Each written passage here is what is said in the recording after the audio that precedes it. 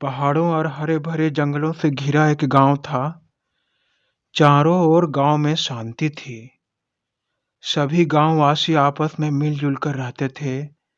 गांव में एक जमींदार भैरव सिंह रहता था। उसकी विवाह करने की उम्र हो गई थी, मगर भैरव सिंह की एक कमजोरी थी।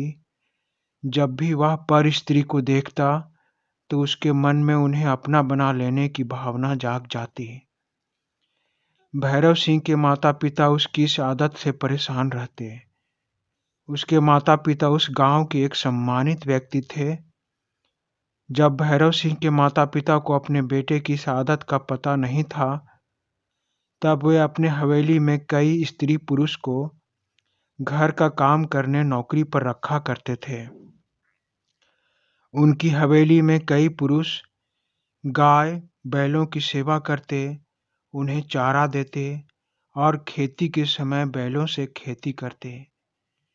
खेतों को कोड़ना, फसल बोना, फसल पक जाने पर फसल को बैलगाड़ी से हवेली तक लाना और फिर फसल से अनाज निकालना पुरुष किया करते थे, जबकि महिलाएं हवेली के पास के बाग बगीचे में उगे फल सब्जियों की देखभाल करती। एक बार सब्जियों के बागान में कई महिलाएं सब्जियों को तोड़ रही थी। उनके बड़े बागान में मिर्च, टमाटर, फूलगोभी, बैंगन और पालक बड़े पैमाने पर फले थे।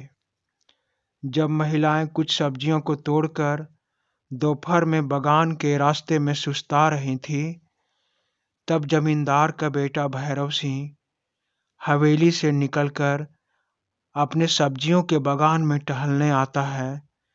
थोड़ी दूर आगे जाने पर रास्ते में कुछ महिलाओं को सुस्ताते देखकर उसके कदम रुक जाते हैं।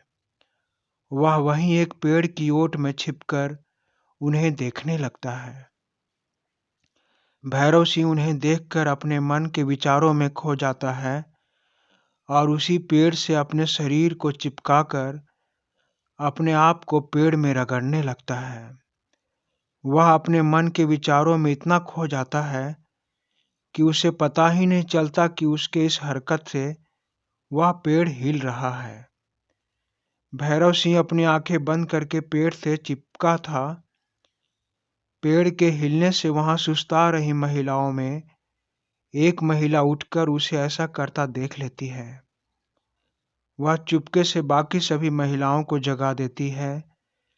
सभी महिलाएं अपने मुंह पर हाथ रखकर हंसने लगती हैं। उधर भैरव सिंह उनके विचारों में खोया लगातार पेड़ को आंखें बंद करके हिला रहा था। थोड़ी देर में जब उसकी काम अग्नि बुझती है, तब वह पेड़ से हटकर अपनी आंखें खोलता है। तब वह देखता है उसके पीछे सभी महिलाएं उसे देखकर जोर जोर से हंस रही थी।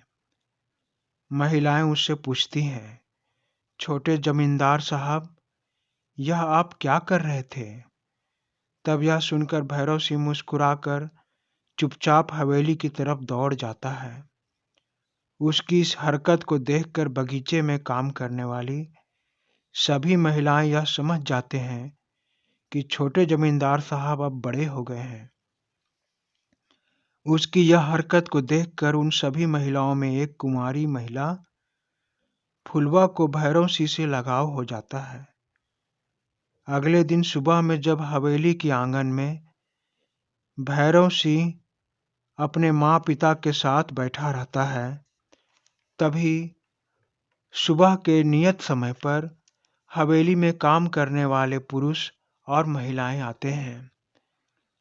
तब महिलाएं भैरव सिंह को देखकर मुंह पर साड़ी के पल्लू रखकर हंसने लगती हैं और हंसते हंसते बगीचे की ओर चली जाती है।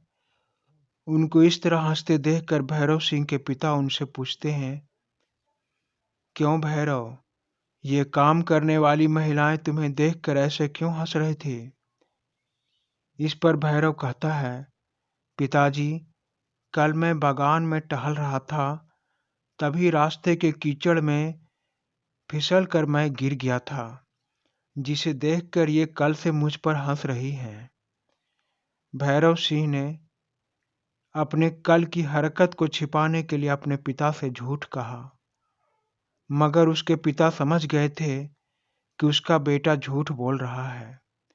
उन्होंने सोचा कि अब भैरव बड़ा हो गया है, यदि इसे किसी काम के बोझ तले ना दबाया गया तो यह एक जिम्मेवार इंसान नहीं बन पाएगा। यह सोचकर उसके पिता ने कहा, बेटे भैरव, हमारे घर में कितने लोग काम करने आते हैं, इनकी संख्या कितनी है? कितने लोग रोज काम करने आते हैं, कितने लोग अपना काम अच्छे से करते हैं, यह देखने वाला, उन पर निगरानी रखने वाला कोई आदमी नहीं है। हम सभी गांव के इन लोगों पर विश्वास करके महीने के आखिरी दिनों में इन्हें मजदूरी दे देते हैं। इसीलिए मैं चाहता हूं कि कल से तुम हमारे घर में काम करने वाले सभी मजदूरों पर निगरानी रखो। सभी लोगों की उपस्थिति, काम करने के तरीका पर नजर रखो। मैं आज शाम को सभी मजदूरों को यह सूचना दे दूंगा कि कल से भैरव तुम सबों की देखरेख करेगा। भैरव ने कहा, ठीक है पिताजी, मैं कल से निगरानी रखूंगा। दिन बीता, शाम हुई। सभी काम करने वाले जब शाम को हवेली में जमींदार के सामने आए, तब जमींदार ने उन्हें सूचना दे दी और कहा, आप सबों पर मुझे पूरा विश्वास है कि आप सब मेरे खेती बाड़ी के सभी काम पूरी ईमानदारी से करते हैं। आपके काम में मुझे कोई संदेह नहीं है। लेकिन मेरा बेटा भैरव अब बड़ा हो गया है, इसे भी यह पता होना चाहिए कि खेती बाड़ी का काम कैसे किया जाता है, कितने लोग एक काम को कर सकते हैं। इसीलिए कल से मेरा बेटा भैरव आप सबों की देखभाल करेगा। सभी मजदूरों ने स्वीकृति दे दी। अगली सुबह भैरव जल्दी नहा धोकर तैयार हो गया। वह पहले पुरुषों के पास गया। उनके काम देखकर वह बगीचे की ओर जाने लगा, क्योंकि उसे महिलाओं को काम करते देखना था। जब वह महिलाओं के पास पहुंचा तो सभी महिलाएं अपना काम छोड़कर उस पर हंसने लगी। तब भैरव ने पूछा, तुम सब मुझे देखकर क्यों हंस रही हो? तब उन्होंने हंसते हुए भैरव से पूछा, क्यों छोटे मालिक, कल आप पेड़ से चिपक कर क्या कर रहे थे? भैरव ने कहा, कुछ भी तो नहीं, मेरे शरीर में खुजली हो रही थी, इसीलिए मैं अपने आप को पेड़ से रगड़ रहा था। तब महिलाओं ने कहा, क्यों झूठ बोलते हो मालिक, हम भी जान रहे हैं कि आपको कौन सी खुजली हो रही थी। अरे हम भी शादीशुदा हैं, हमें भी मालूम है कि आप किस स्थिति में हैं। मालिक हमसे कह दिया होता, हम आपकी खुजली मिटा दिए होते। हमारे हाथों में जादू है, हम जानते हैं कि खुजली कैसे मिटाई जाती है। यह सुनकर भैरव सिंह शर्म के मारे पानी पानी हो जाता है। उसके चेहरे पर पसीने आने लगते हैं। वह अपने पसीने पोंछकर कहता है, देखो, तुम सब अपने काम पर ध्यान दो, मेरी खुजली मिटाने की कोई जरूरत नहीं है। अगर तुम सब इसी तरह मेरा मजाक उड़ाओगी तो मैं कल से तुम लोगों के पास नहीं आऊंगा। यह सुनकर सभी महिलाएं अपना काम करने लगती हैं और कहती हैं, नहीं नहीं छोटे मालिक, हम सब तो मजाक कर रही थीं। आप रोज यहाँ आया कीजिए। फिर वे चुपचाप अपना अपना काम करने लगती हैं। भैरव सिंह उन्हें देख कर मुस्कुराने लगता है। उन महिलाओं में एक कुमारी कन्या फुलवा मन ही मन भैरव से प्यार करने लगती है। उसे भैरव की हरकत बड़ा अच्छा लगता है, इसीलिए वह सब्जियों को पानी भी डालती और चोर नजरों से भैरव को निहारती। जब भैरव की नजर फुलवा पर पड़ती तो फुलवा एक मीठी मुस्कान से हंस जाती। अब रोज भैरव बगीचे में सबका काम का देख रेख करने आता तो फुलवा उसे प्यार भरी नजरों से देखा करती। भैरव भी धीरे धीरे फुलवा के प्रति लगाव रखने लगा था। उसके दिल में अब फुलवा की जगह बन रही थी। कुछ ही दिनों में दोनों को एक दूसरे को केवल देखने की चाहत बढ़ने लगी। रोज सुबह भैरव सबसे पहले बगीचे में काम की देखरेख करने चला आता। वह सभी महिलाओं के बीच अपनी फुलवा को ढूंढा करता और भैरव को बगीचे में आया देखकर फुलवा के मन को बहुत तसल्ली मिलती। भैरव और फुलवा दोनों आंखों ही आंखों में बातें करते। उनकी आंखों का हिलना और पलकों का झपकना सारी बातों को कह देता और सुन लेता। थोड़े दिनों के बाद भैरव को फुलवा से अकेले मिलकर ढेर सारी बातें करने का जी करने लगा। एक दिन दोपहर में जब भैरव सब्जी के बगीचे में गया तो देखा आज सभी महिलाएं एक पेड़ के नीचे अपने घर से लाया खाना खा रही हैं। भैरव भी वहां चला गया तो सभी महिलाएं भैरव को देखकर मुस्कुराने लगी और धीमी आवाज में कहने लगी, लो देखो, पेड़ों से अपनी खुजली मिटाने वाला बंदर आ गया। उनके ऐसे बोलने पर फुलवा ने भैरव को देखा तो भैरव ने आज हिम्मत दिखाकर सबकी नजरों से छिपकर फुलवा को आंखों से इशारा किया। फुलवा समझ गई कि आज भैरव उसे बुला रहा है। फुलवा ने सभी महिलाओं से बहाना बनाते हुए कहा, सहेलियों, आज मुझे नींबू खाने का मन हो रहा है। मैं पास के नींबू के बागान में नींबू तोड़कर आती हूँ। तुम सब खाना खाओ। इतना कहकर फुलवा थोड़ी दूर नींबू तोड़ने चली जाती है। उसके पीछे पीछे भैरव भी बगीचे में चला जाता है। आज भैरव के कदम जमीन पर पूरे रखे नहीं जा रहे थे। वह अपनी तेज धड़कनों से चलता हुआ सबसे छुपता हुआ नींबू बागान की तरफ चला गया। वहां जाकर उसकी नजरें फुलवा को ढूंढने लगी। उसने देखा फुलवा नींबू के झाड़ियों के पास खड़ी है। उसकी धड़कनें तेज है। भैरव भी अपनी तेज धड़कनों से आगे बढ़कर फुलवा से गले मिल जाता है। आज दोनों कई दिनों से एक दूसरे से मिलकर अपना प्यार जता रहे होते हैं। भैरव ने चुप्पी तोड़ते हुए कहा, क्यों तड़पाती हो इतना? तुमसे बात करने के लिए मैं तो मरा जा रहा था। मैं तुमसे बहुत प्यार करने लगा हूँ। क्या तुम भी मुझसे इतना ही प्यार करती हो? तो फुलवा ने कहा, हाँ, मैंने भी जब से आपको पहली बार देखा है तब से आपको अपने हृदय का देवता मान चुकी हूँ। मेरे तन मन के देवता, मैं भी कई दिनों से आपसे मिलना चाह रही थी। अब मुझे नींबू तोड़कर वापस सहेलियों के पास जाना होगा। ऐसा बोलकर फुलवा जल्दी ही नींबू तोड़कर अपनी सहेलियों के पास चली जाती है। उसकी सहेलियां आज तो उसके और भैरव के बीच का प्यार नहीं जान पाईं, लेकिन बहुत जल्दी ही उन्हें इनका प्यार पता लगने वाला था, क्योंकि प्यार छिपाए नहीं छिपता। बार बार भैरव के बगीचे में दोपहर के समय आना और फुलवा का कोई न कोई बहाना बनाकर वहां से चले जाना उसकी सहेलियों को उन पर संदेह होने लगा।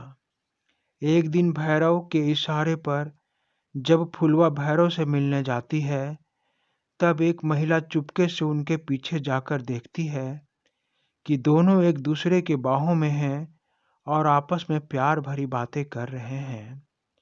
वह महिला सभी महिलाओं को यह बताती है कि फुलवा भैरव से प्यार करने लगी है। वे महिलाएं फुलवा से कुछ नहीं कहती है, लेकिन आपस में यह योजना बनाती हैं कि यह बात बड़े जमींदार को बताना होगा। नहीं तो हम सबकी नौकरी खतरे में पड़ जाएगी। इसीलिए सभी महिलाएं यह योजना बनाती है कि इस बार जब भैरव फुलवा को मिलने बुलाएगा, तब एक महिला बड़े जमींदार यानी भैरव के पिता को बुला लाएगी, जिससे हमारी नौकरी बनी रहेगी। योजना अनुसार अगले दिन दोपहर में भैरव बगीचे में आया और चुपके से फुलवा को इशारा करके बुलाया। जैसे ही दोनों वहां से जाते हैं, तभी एक महिला हवेली के बाहर जाकर जमींदार को आवाज लगाती है। भैरव के पिता हवेली से बाहर निकलते हैं। वह महिला हाँफते हाँफते उनसे कहती है, मालिक, भैरव बाबू, मालिक। यह सुनकर भैरव के पिता कहते हैं, क्या हुआ भैरव को, बताओ। लेकिन वह महिला कुछ नहीं कहती है और बगीचे की तरफ दौड़ने लग जाती है। उसे दौड़ता देखकर बड़े जमींदार भी उसके पीछे दौड़ने लगते हैं। बड़े जमींदार को आते देख सभी महिलाएं एक साथ उस ओर दौड़ने लगते हैं जहां भैरव और फुलवा होते हैं। उनसे थोड़ी दूर पीछे सभी महिलाएं रुक जाती हैं और आगे की ओर इशारा करती हैं। भैरव के पिता जब आगे दौड़ कर जाते हैं तो देखते हैं कि भैरव बगीचे में काम करने वाली एक युवती को अपनी बाहों में लेकर प्यार भरी बातें कर रहा है। उन्हें देखकर उन्होंने आवाज लगाया, भैरव। अपने पिता की डांटें सुनकर भैरव थर-थर कांपने लगा। फुलवा भी वहां से भाग गई। भैरव के पिता भैरव को साथ हवेली चलने कहते हैं। भैरव पीछे पीछे हवेली जाता है। आज उसकी चोरी पकड़ी गई थी। हवेली के बाहर दोनों रुक जाते हैं। बड़े जमींदार ने भैरव की माँ को आवाज लगाकर बाहर बुलाया। भैरव की माँ हवेली के बाहर आकर पूछती है, क्या बात है, इतना क्यों चिल्ला रहे हैं। तब बड़े जमींदार अपनी पत्नी से कहते हैं, देखो तुम्हारे बेटे ने क्या गुल खिलाए हैं। यह बगानों में काम करने वाली एक युवती से इश्क लड़ा रहे हैं। आज मैंने अपनी आंखों से इसे देखा है। भैरव की माँ बड़ी समझदार स्त्री थी। उन्होंने कहा, पहले आप बैठ जाइए। फिर भैरव से प्यार से पूछा, बेटे, तुम्हारे पिता जो कह रहे हैं, क्या वह सच है? क्या तुम बगान में काम करने वाली एक युवती से प्रेम करते हो? थोड़ी देर चुप रहने के बाद भैरव अपनी माँ से कहता है, हाँ माँ, मैं फुलवा से बहुत प्यार करता हूँ और उससे शादी भी करना चाहता हूँ। यह सुनकर उसके पिता बहुत गुस्सा होते हैं, लेकिन भैरव की माँ मामला संभालते हुए कहती है, देखिए, यह एक प्रेम का मामला है। हमारा इकलौता बेटा अगर किसी से सच्चा प्रेम करता है तो हमें इसके प्रेम को आजमाना चाहिए। अगर प्रेम दोनों तरफ से निस्वार्थ होगा तो हमें इन दोनों की शादी करवाने में ही इनकी भलाई होगी। भैरव की माँ फुलवा को बुलाने के लिए सभी महिलाओं को कहती हैं। सभी महिलाओं के साथ फुलवा भी हवेली आती है। भैरव की माँ फुलवा को देखकर अपने बेटे की पसंद पर नाज करती है, क्योंकि फुलवा एक गोरी, सुंदर, छरहरे शरीर की युवती थी। जमींदारनी ने कड़क आवाज में फुलवा से पूछा, बता ये लड़की, तुम्हारे माँ बाप का क्या नाम है और तुम कहाँ तक पढ़ी लिखी हो? फुलवा ने डरते हुए कहा, मालकिन, मैं 5वीं कक्षा तक पढ़ी हूँ। मेरे पिता का नाम हरिया है। वह आपके खेतों में काम करते हैं। यह सुनकर जमींदारनी ने कहा, हरिया तो बहुत नेक किसान है और तुम भी हमें अच्छी लगी हो। लेकिन बताओ कि अगर तुम्हें और भैरव को गांव से बाहर निकाल दिया जाए तो क्या तुम दोनों विवाह करके साथ में रहोगे? तब फुलवा ने कहा, हाँ मालकिन, हम दोनों एक दूसरे से बहुत प्रेम करते हैं। हमें यह धन दौलत नहीं चाहिए। हमें तो शादी करके गांव में मेहनत मजदूरी करेंगे, लेकिन एक साथ रहेंगे। यह सुनकर जमींदारनी और जमींदार बहुत खुश हुए। उन्होंने दो प्रेम करने वाले को मिलाना ही उचित समझा और कुछ ही दिनों में दोनों का विवाह बड़े धूमधाम से संपन्न कर दिया गया। आज भैरव और फुलवा के प्रेम जीवन की पहली रात थी। आज दोनों का मिलन होने जा रहा था। फुलवा डरी सहमी सेज पर बैठी थी। भैरव कमरे में आकर बत्ती बुझा देते हैं और अपनी फुलवा को आज जी भरकर प्यार करता है। फुलवा भी अपने पति भैरव के लिए खुद को समर्पित कर देती है। दोनों ओर का तूफान टकराकर थोड़ी देर में शांत हो जाता है। आज दोनों के प्रेम मिलन पूरी संतुष्टि से शांत हो जाती है। उन दोनों ने एक दूसरे को पा लिया था। अब उन्हें किसी और चीज की जरूरत नहीं थी।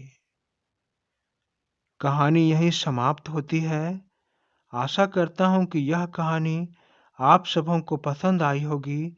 कहानी पसंद आई है तो इस वीडियो को लाइक करें, मुझे कमेंट करें, ताकि इससे भी अच्छी कहानी मैं आप सबों के लिए लिख सकूं। चैनल पर नए हैं तो चैनल को सब्सक्राइब करें और हाँ, घंटी दबाना ना भूलें ताकि मेरी नई वीडियो सबसे पहले आपके पास पहुंच सके। धन्यवाद मित्रों, धन्यवाद।